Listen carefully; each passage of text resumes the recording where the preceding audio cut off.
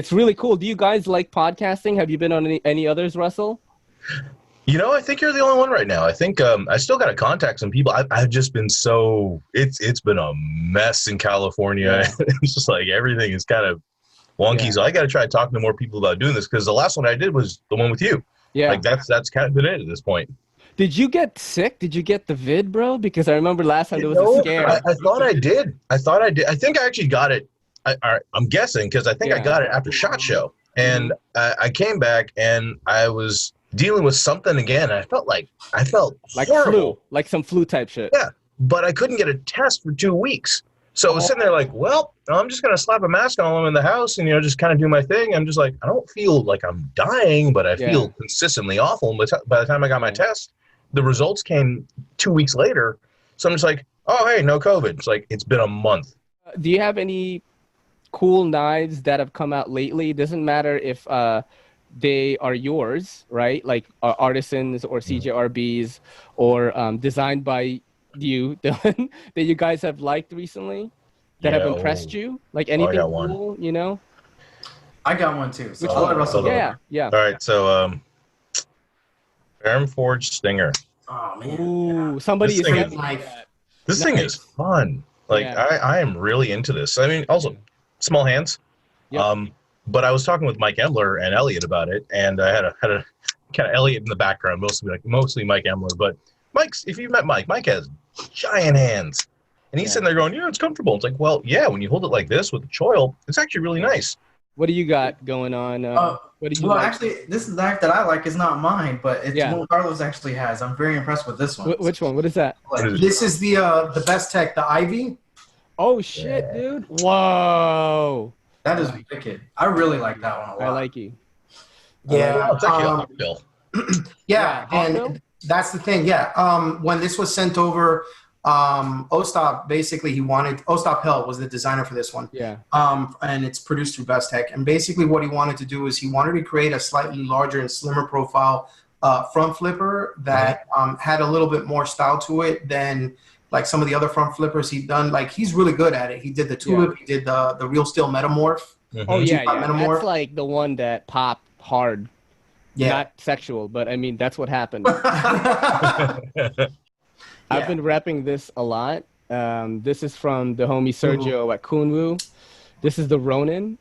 Now, what I love about this is like just the fit and finish is impeccable, man. And it's like $139. There's no sharp corners on it at all. It's perfectly rounded everywhere. Even the blade is rounded. It's just insane, like the quality that this guy puts out. And I love this thing so much. Like I spun around like a ninja on reels and did this stupid shit, and like people really laughed about it. And another one that caught my eye is like Asher knives. Have you ever heard of these? Yeah. So I've the seen this stuff. Silva coming to me. Somebody, Lefty EDC, shout out to Lefty EDC. He sent this to me, and I didn't really know about them. And, I looked at some pictures, and I was like, okay, it's a titanium frame lock flipper that kind of like maybe a Kaiser, maybe not, you know what I mean? But I got it in my hand, and I was like, wow, this is fucking cool, dude. So we're actually going to be putting out a video about the composition of RPM 9 soon. We're just kind of working, me and Sammy at the factory are working together, just like, let's just throw together something that almost looks like a PowerPoint. Just put the formula on there. I'll do a voiceover. Okay, good. But Mike did probably the most definitive test I've run into so far. So he gives the RIA, which this one's mine. This one's actually slightly defective, so I kept it. Yeah. And he says, hey, why don't you go and take this and do something dumb with it, see how the edge holds up. So Elliot takes it, looks at it, pulls a penny out of his pocket, puts it on his anvil, and hammers the RIA through a penny. Then he takes out his stinger and does the same thing to it. Oh, shit.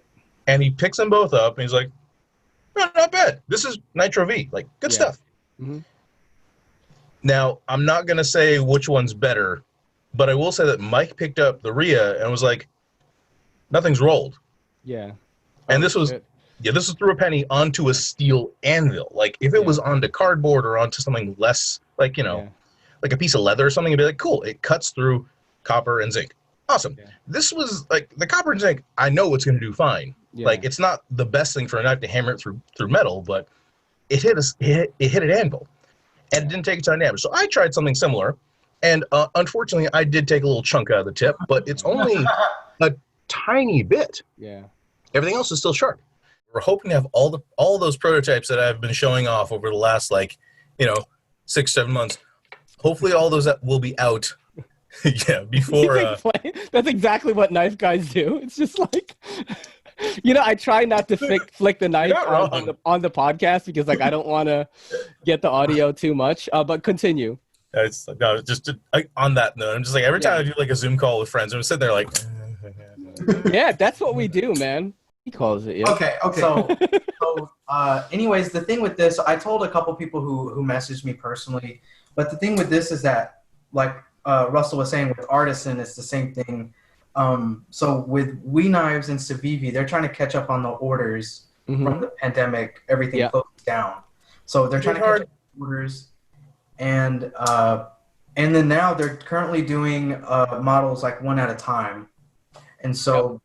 They're doing the reorders and then the re-releases of the new stuff, and they're doing the McKenna and copper and all that stuff like that. Oh yeah, they've been doing that a lot. Yeah, so hopefully mine is on the short list, but we'll see. It's crazy, man. So many new knives are coming out. So many new companies are coming out of left field. It's hard to catch up. I need to be richer. So please subscribe to patreon.com/everydaycitycarry so I can get some of these cool things. Yo, don't forget to hit that subscribe button, and don't forget to hit that bell icon so we can squad up in the comments.